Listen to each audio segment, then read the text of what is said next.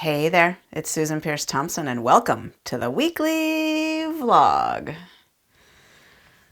So, yesterday I was coaching someone on the Bright Lifers accountability call who was going to Italy, and it reminded me that there's something I wanted to tell you about from a trip that I took this summer to Italy. It's my first time going. And so what happened was I was in Italy and I did something that I have not done for a long time. I posted in the Bright Line Eating community. So this is a Facebook group that people get access to when they're in the Bright Line Eating Bootcamp 2.0 or they're a Bright Lifer. There's thousands of people in it. I'm not sure, 5,000, 6,000 people in it. There's a lot of people in it. And it's an incredibly supportive, loving community. And I've used that community myself for support in the past, but not for a while. And I want to read you the post that I made, and I want to tell you what happened, because it ended up being a bit of a miracle. And I kind of flagged it as, I should talk about this in the vlog. I think this is a tool that is underutilized, to be honest. Okay, so here's what I posted. It was morning time in Italy. We were on a cruise ship and we docked in Florence and we'd been touring around Italy and we were about to go out for another long day of tours, and I posted this in the community. My beloved Bright Lifers, I haven't done this in a long time, but I'm posting because I need some support.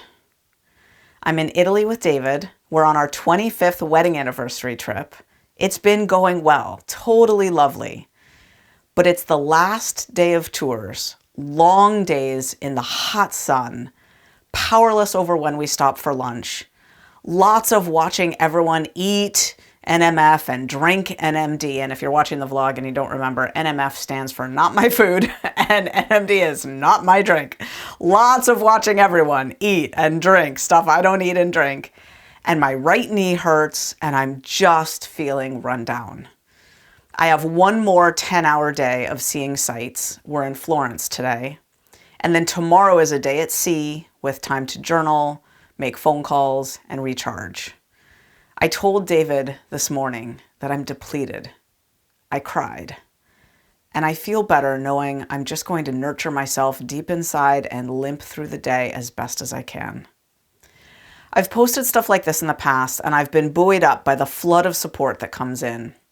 I am aware that I'm 6 hours ahead of Eastern time, so most of you are still sleeping. But hello to everyone in Europe and Asia and Africa and Australia. I'm breathing and praying, trusting that I can make it through this day, and it feels so good to be bright no matter what. Thank you in advance for your love and support. So I posted that about half an hour after I was crying and literally thinking that I might not go out on the town for the day. Literally thinking I might stay on the ship and just rest and recharge. I was considering just skipping out on the day in Florence altogether. We'd had a day in Sicily, which was amazing. We'd had a day on the Amalfi Coast and in Pompeii. We'd had a day in Rome. I think the day before in Rome had just killed me. It was so hard. It was a long day. It was probably 100, 105 degrees in the hot sun. And our tour guide had been disastrous, just really, really negative. Like someone who hated Rome. I don't know what they were doing being a tour guide for Rome. They just kept bashing the city like, it's like just saying negative things and then it's just very chaotic. We didn't stop for lunch till 2 p.m. I was so exhausted. And I wasn't sure I had it in me for another day of tours. But I posted that, and then I walked down the gangway with David, and we got onto the tour bus, and there was this shuffling process where there were 5 tour buses and 5 tour guides. And so there was this random kind of moment where our tour guide got selected for our bus. And I could feel a miracle happening there. This woman came onto our tour bus And she was brilliant. She was organized. She was positive. She was calm. She was clear in her articulation. She laid out the day so beautifully for us. She knew so much about so many things. And I felt fine. And I kept checking my phone, and these comments of love and support were flowing in by the dozens and dozens and dozens. You can do this, Susan. We're praying for you. We've got you. We're holding you. Sounds so hard. Just keep your chin up, girl. Oh, we're with you. We're with you. Just hang in there. You know, one more day and you can just be on the sea journaling and wearing your bunny slippers. You've got this. You've got this. We've got you. And I just kept reading these comments flood in. And it was the easiest day I'd had. I had so much reserve in my tank somehow. Putting that post out there into the world and then letting the love and support flood in invisibly, but perceptibly, spiritually, tangibly. I felt the support. And it reminded me of this other time in my life when I put out a call for support and I found myself living, walking, floating on people's prayers and well wishes for months and months. And that was the time when our twins were born, weighing 1 pound. Bright line eating didn't exist then. This was 16 years ago. But I was a member of multiple communities that were heavily praying communities, like really engaged, interconnected, spiritually active communities, the whole 12-step world and the whole Baha'i world. And our babies got born, if you think in kilos, weighing 610 and 670 grams. They were 5.5 months of gestation when they were born. And I was so disoriented after the C-section because they just started to come early. And I was so disoriented after that C-section. I remember talking to a nurse practitioner who was in the NICU. They were in intensive care for 4 months. And it was just a few days after they were born. And I said, I'm having a hard time processing what's happening here. And I really want you to give it to me straight. I'd gotten a sense from the statistics on this graph that I'd been shown that there was a 4% chance that my babies would both survive and be healthy. And I asked this nurse for some perspective, and he said, okay. He said, you want me to just lay it out for you? And I said, please. I think it would be helpful to ground me in some reality here. What are we dealing with? And he said, this is a neonatal intensive care unit with 54 beds in it, and it's full. There's 54 babies here. And your two are the sickest and the most frail and fragile. He said, that doesn't mean that they can't make it or won't make it. It just is a reality. Your two are the sickest and the most frail and the most fragile. And it was helpful. It grounded me in that reality. But all through those months, I stayed bright. I weighed and measured my food. I didn't eat sugar and flour. I showed up at the hospital with David every day. It's such a strange thing to visit your babies, and they're in a little box, and you just stare at them and try to pray through the cracks and talk, at them. It's just such a strange way to have a baby. And my heart, of course, was breaking that they weren't getting held for their first months of life. Robbie was able to come out of the isolette a lot and cuddle on our chest. Zoe less so because she was so sick. But the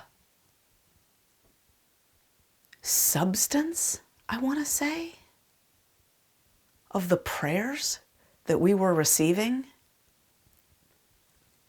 was so palpable. Last night, I went for a walk with a dear friend. It had been a bright, hot summer, late summer day, and we walked into the evening. And as we turned a corner around a bend, have you seen a sky ever where the sun is going down?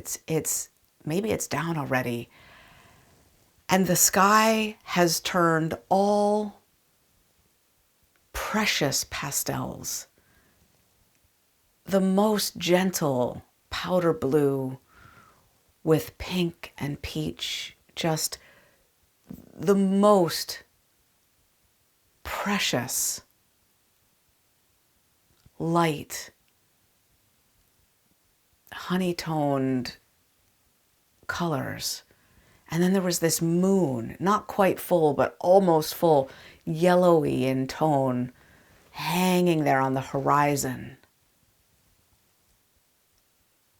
Just this scene that was so sweet and perfect and, yeah, gentle. That's what the air felt like. The existence that I was walking through with all of these prayers. And that's what happened to me in Italy. I put out this call for support, and suddenly the day changed. The quality of it, the tone, the tenor of the day turned strong and positive and gentle and supported and buoyed up. And all of the run raggedness that I had experienced wasn't there. It had just been lifted. It was gone. And David and I had the best day in Florence ever. And I'll never forget the moment that I came around a bend in the marketplace in Florence, and suddenly there was the Duomo in front of me, the Santa Maria del Fiore, the most exquisite cathedral I've ever seen. And the beauty of it on the outside just caught me, and I started to weep. I became overcome with the emotion of the beauty of this thing that I was seeing. It just went up and up and up, and it was all marble, this white and peach and green marble, carved into the most exquisite detail. I have never seen something so beautiful. And the tears came, and I was caught in my throat with the gorgeousness of it. And I just cried and cried. It was so beautiful. Never before have I cried from beholding beauty. I'm so glad I didn't miss that day. We learned so much about Leonardo da Vinci and Michelangelo and their relationship, and so much amazing history. We stood in the Santa Croce where, oh my gosh, let me see if I can get this right. There's Leonardo da Vinci buried, and there's Michelangelo buried, and there's Galileo buried, and there's Machiavelli buried, and there were a couple more, like right in the same place. They're all buried there, within 20 feet of each other. It was absolutely overwhelming. So incredible. So I bring this to you because I think the SOS post, the I need help post in our online support community tends to get more responses, more traction. And the results of it are not maybe what you would expect. It's not that you get advice that helps. It's not that you feel better from posting. It's that it activates mysterious forces that completely change the tone and tenor of what you're facing, that melt difficulties and buttress your strength. Because the reality is that sometimes we face this world living bright, and we're content to watch people eat stuff we don't eat and drink stuff we don't eat, and it doesn't bother us. And sometimes it wears us down. Sometimes it's just too much to sit there, with a cup of tea or some sparkling water and try to focus on the people, and everyone's just indulging and eating, and it's just too much. Sometimes it's hard. And the SOS post, now if you're not in our online support community, you could send a post like this out to a friend or two, but it will not have the same effect. I'm talking about a post that goes out to thousands and activates a flood of response that generates energies that my scientific brain is convinced has spiritual substance to it, or even physical substance to it that we don't know how to measure yet, but that is very, very real and tangible. And forces get activated and molecules rearrange and something happens to make it possible to get through gracefully and bright. And the next morning, I didn't need, emergency resuscitation. I enjoyed my day off. I was so grateful to be bright, but I was mostly just buzzing from what a great day I'd had in Florence. I am so glad I didn't miss that day. And if you're one of the 400 and some odd people that posted a comment on my post, thank you so, so much. And if you said a prayer for me, thank you so much. And if you sent strength and good juju my way, thank you so much. And if you do that for someone else who posts in our community, thank you so much. And if you post an SOS post, thank you so much for allowing us to show up for you and to rearrange the molecules of your scenario, whatever it may be, because we're there for you. We are there for you. So I just wanted to give you another arrow in your quiver, another, tool in your tool belt, another option for something to try. When you're feeling worn down, when it's feeling like too much, ask us for help. We're there for you. We've got your back. Always. And that's the weekly vlog. I'll see you next week.